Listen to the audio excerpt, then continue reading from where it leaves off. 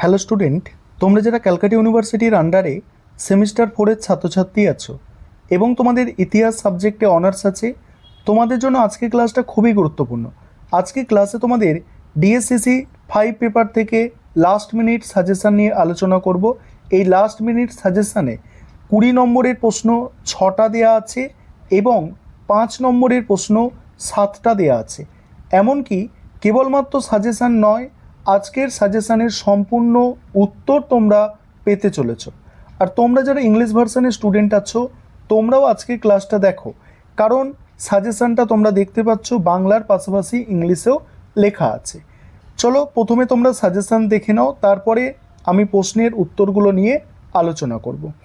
দেখো 20 নম্বরের প্রশ্ন প্রথম যেটা দেয়া আছে তোমাদের জন্য, তুমি কি মনে করো ভারতের সামন্ততন্ত্রের উত্থান আদি মধ্যযুগেই হয়েছিল? আরেকটা বিষয় তোমাদের এখানে বলি যে এটা কিন্তু একদম লাস্ট মিনিট সাজেশান, শেষ মুহূর্তের জন্য এটা দেয়া হচ্ছে, অর্থাৎ যাদের তেমনভাবে কিছু পড়া হয়নি, যাতে তোমরা কিছু অন্তত লিখে আসতে পারো, সেই কারণে একদম সংক্ষিপ্ত সাজেশান তোমাদের জন্য রেডি করা হয়েছে। তোমরা যারা বেশি প্রশ্ন পড়তে পারবে বা বেশি প্রশ্ন চাইছো, তোমাদের আমি গতকালকে একটা সাজেশান পোস্ট করেছিলাম, সেটা দেখতে পারো। তবে এটাও তোমরা দেখো, কারণ এখানে শেষ মুহূর্তে যে প্রশ্নগুলো তোমাদের অতি অবশ্যই দেখে যাওয়া দরকার, সেই প্রশ্নগুলো নিয়েই এই সাজেশান। দ্বিতীয় প্রশ্ন, পাল শক্তির সম্প্রসারণে দেবপালের কৃতিত্ব আলোচনা করো, এবং ইংলিশে প্রশ্নগুলো নিচে লেখা আছে। তোমরা যারা ইংলিশ ভার্সনের স্টুডেন্ট আছো, তোমরা ইংলিশে প্রশ্নগুলো একটু দেখে নেবে। 3 নম্বর প্রশ্ন, চোলদের সামুদ্রিক কার্যকলাপ সম্পর্কে আলোচনা করো। 4 নম্বর প্রশ্ন, একাদশ শতকে গাজনি ভারত আক্রমণের প্রকৃতি আলোচনা করো। তারপরের প্রশ্ন, ত্রিপাক্ষিক সংগ্রামের কারণ ও ফলাফল। এটা ত্রিপাক্ষিক সংগ্রাম মানে ত্রিশক্তি সংগ্রাম, সেম প্রশ্ন। তোমরা আবার বুঝো না যে ত্রিপাক্ষিক সংগ্রাম আলাদা, ত্রিশক্তি সংগ্রাম আলাদা, না, ত্রিশক্তি সংগ্রাম আর ত্রিপাক্ষিক সংগ্রাম কিন্তু সেম বিষয়। এবারে 6 দাগের প্রশ্ন দেখো, আদি মধ্যযুগের অন্তর্বর্তী সময়ে ভারতীয় সামন্ততন্ত্রের প্রধান বৈশিষ্ট্যগুলি ব্যাখ্যা করো। এবারে 5 নম্বরের প্রশ্ন যেগুলো রেখেছি শেষ মুহূর্তের সাজেশানে, তোমরা দেখো। প্রথম প্রশ্ন, রাজপুতদের উত্থান সম্পর্কিত যে কোনো একটি তত্ত্ব লেখো। দ্বিতীয় প্রশ্ন, পাল আমলে বাংলার সাহিত্যের বিকাশ আলোচনা করো। 3 নম্বর প্রশ্ন, চোল রাষ্ট্রের প্রেক্ষিতে মণ্ডলম ও বলনাড়ু তাৎপর্য বিশ্লেষণ করো। নেক্সট আছে দেখো, আদি মধ্যযুগে গিল্ডগুলি কী ধরনের ভূমিকা পালন করত। নেক্সট, জনপ্রিয় ধর্মীয় সংস্কৃতির অঙ্গ হিসাবে ভক্তিবাদের উত্থান সংক্ষেপে লেখো। নেক্সট আছে দেখো, ত্রিপাক্ষিক সংগ্রামের কারণ, অর্থাৎ ত্রিশক্তি সংগ্রামের কারণ, এটা দেওয়া হয়েছে এখানে। তারপরে ঐতিহাসিক হিসাবে অলবিরুনির অবদান আলোচনা করো। এই হচ্ছে তোমাদের সাজেশান। এবার তোমরা যারা বাংলা ভার্সনের ছাত্রছাত্রী আছো, তোমরা এই সাজেশানের সম্পূর্ণ অ্যান্সার দেখে নাও। এবারে তোমরা প্রশ্নের উত্তরগুলো দেখে নাও। প্রথম প্রশ্নটা আছে, তুমি কি মনে করো ভারতের সামন্ততন্ত্রের উত্থান আদি মধ্যযুগেই হয়েছিল? দেখো, প্রত্যেকটা প্রশ্নের উত্তর পড়ে বলা সম্ভব নয়, আমি খুব ধীরে ধীরে স্ক্রল করে যাচ্ছি এবং কিছুটা আলোচনা করছি, তোমরা দেখে নেবে এবং তোমাদের সুবিধা মতো স্ক্রিনশট করে নেবে। এটা প্রথমে ইন্ট্রোডাকশান অর্থাৎ ভূমিকা দিয়ে শুরু করা হয়েছে। তারপর আদি মধ্যযুগে সামন্ততন্ত্রের বিকাশ, সেখানে প্রথম যে পয়েন্ট আছে দেখো, ভূমি অনুদান প্রথা। এখানে কি বলা হচ্ছে, গুপ্ত সাম্রাজ্যের পরবর্তী সময় রাজারা ধর্মীয় প্রতিষ্ঠান ও ব্রাহ্মণদের রাজস্ব মুক্ত জমি দান করতে শুরু করে। এই প্রথার ফলে জমির ওপর রাজস্ব ও প্রশাসনিক নিয়ন্ত্রণ স্থানান্তরিত হয়ে যায় স্থানীয় জমিদারদের হাতে। অগ্রহার, ব্রাহ্মদেয়, দেবত্ব প্রভৃতি নামে এই অনুদান দেয়া হতো। ফলস্বরূপ কেন্দ্রীয় সরকার তার অর্থনৈতিক ভিত্তি হারিয়ে ফেলে, যা সামন্ততন্ত্রের একটি প্রধান বৈশিষ্ট্য। তারপরের পয়েন্ট আছে কি, রাজনৈতিক বিকেন্দ্রীকরণ। আদি মধ্যযুগে হর্ষবর্ধনের মৃত্যুর পর কোনো শক্তিশালী সাম্রাজ্য গড়ে ওঠেনি। বহু ক্ষুদ্র ক্ষুদ্র রাজ্য ও রাজ্যাংশ দেশটি বিভক্ত হয়ে পড়ে। স্থানীয় সামন্ত, মহাসামন্ত, রাজপুত বা স্থানীয় রাজারা স্বশাসিত শাসন চালাতে থাকেন, এমনকি অনেক সময় কেন্দ্রীয় শাসকের নামমাত্র কর্তৃত্ব থাকত। এর ফলে কেন্দ্রীয় শাসনের দুর্বল্য এবং স্থানীয় ক্ষমতার উত্থান ঘটে। এবার তারপরে আছে দেখো সামরিক শ্রেণীর উত্থান, পরের পয়েন্ট সামরিক শ্রেণীর উত্থান। নেক্সট পয়েন্ট পাবে দেখো কৃষিভিত্তিক উৎপাদন ও সামাজিক স্তরবিন্যাস। এবার আছে দেখো ঐতিহাসিক দৃষ্টিভঙ্গি, পরের পয়েন্ট ঐতিহাসিক দৃষ্টিভঙ্গি। এখানে কিছু ঐতিহাসিকদের বক্তব্য দেওয়া হয়েছে, যেমন আর.এস. শর্মার কথা বলা হয়েছে, রমিলা থাপর, ডি.ডি. কোসাম্বির কথা বলা হয়েছে, এইভাবে বিপানচন্দ্রের কথা বলা হয়েছে। উপসংহার দিয়ে প্রশ্নের উত্তরটা শেষ করা হয়েছে। দ্বিতীয় মোস্ট ইম্পর্টেন্ট প্রশ্ন যেটা ছিল তোমাদের, পাল শক্তির সম্প্রসারণে দেবপালের কৃতিত্ব বা দেবপালের ভূমিকা। এখানে প্রথমে ইন্ট্রোডাকশান দিয়ে শুরু করা হলো, তারপরে এখানে দেখো ভূমিকাটা দেওয়ার পরে এখানে দেবপালের সাম্রাজ্য সম্প্রসারণ ও সাময়িক সাফল্য। এবার এখানে দেখো আলোচনা করা হয়েছে, দেখো আমি স্ক্রল করে যাচ্ছি, তোমরা দেখে নাও। এবারে তারপরেই পয়েন্ট করে আলোচনা করা হয়েছে যে প্রশাসনিক দক্ষতা ও কেন্দ্রীয় নিয়ন্ত্রণ। নেক্সট পয়েন্ট আছে দেখো, নেক্সট পয়েন্ট আছে ধর্মীয় ও সাংস্কৃতিক পৃষ্ঠপোষকতা। নেক্সট পয়েন্ট আছে দেখো আন্তর্জাতিক সম্পর্ক ও কূটনৈতিক দৃষ্টিভঙ্গি। তারপরে উপসংহার দিয়ে শেষ করা হয়েছে প্রশ্নের উত্তরটা। এবার 3 নম্বরের প্রশ্ন, যে চোলদের সামুদ্রিক কার্যকলাপ সম্পর্কে আলোচনা করো। এটাও একটা মোস্ট ইম্পর্টেন্ট প্রশ্ন।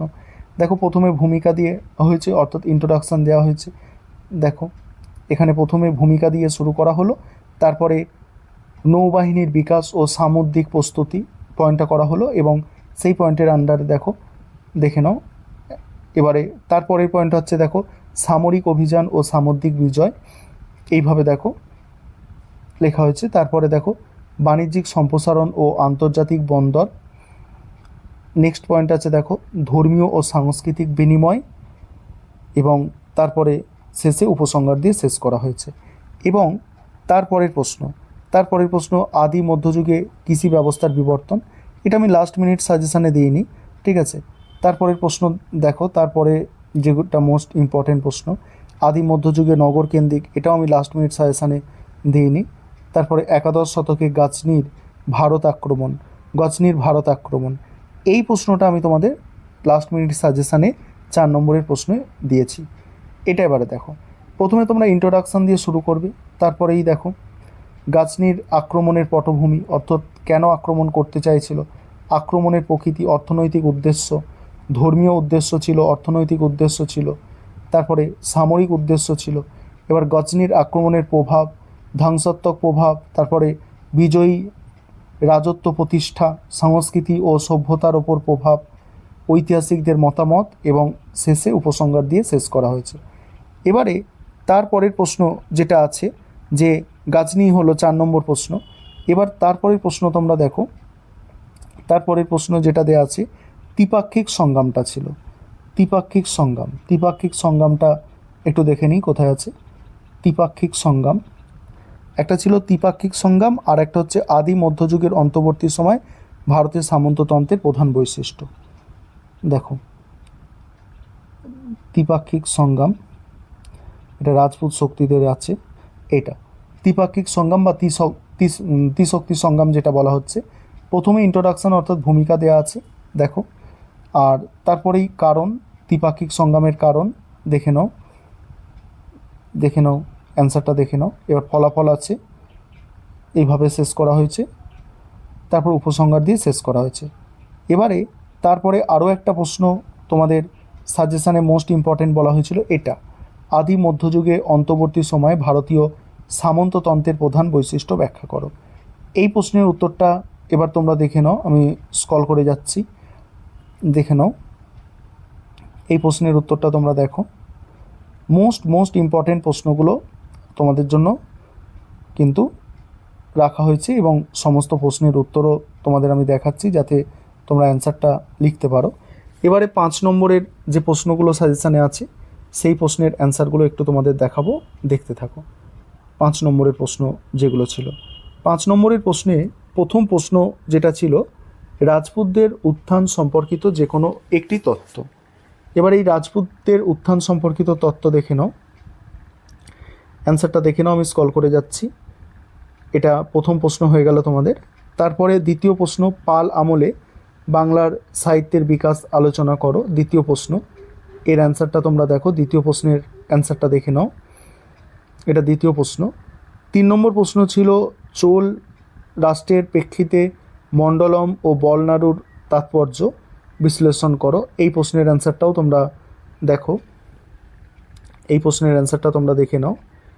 তারপরে 4 নম্বর যে প্রশ্নটা ছিল, 4 নম্বর প্রশ্ন, আদি মধ্যযুগে গিল্ডগুলি কী ধরনের ভূমিকা পালন করেছিল? আদি মধ্যযুগে গিল্ডগুলি, এই প্রশ্নটাও ভালো প্রশ্ন, তোমরা একটু দেখে নাও আদি মধ্যযুগে গিল্ডগুলি কী ভূমিকা পালন করেছিল। এটা 4 নম্বর তোমাদের সাজেশানে ছিল, 4 নম্বর প্রশ্নে।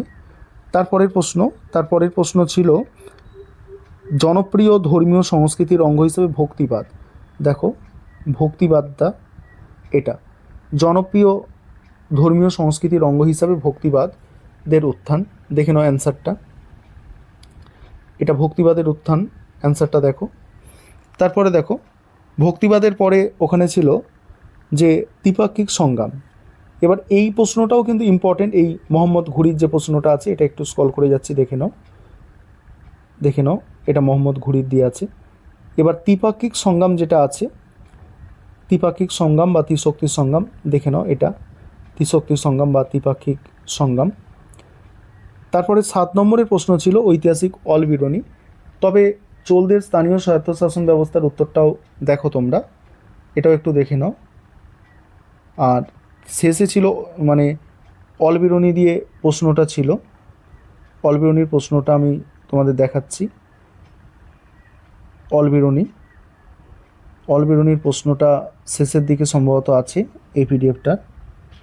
অলবিরনি প্রশ্ন, এই তো ওই ঐতিহাসিক অলবিরনি যেটা আছে, দেখো এই প্রশ্নটাও কিন্তু ভালো প্রশ্ন, এটাও তোমরা একটু দেখে যাবে। আর দেখে নাও যাদের কাছে মানে তেমন উত্তরগুলো লেখা নেই,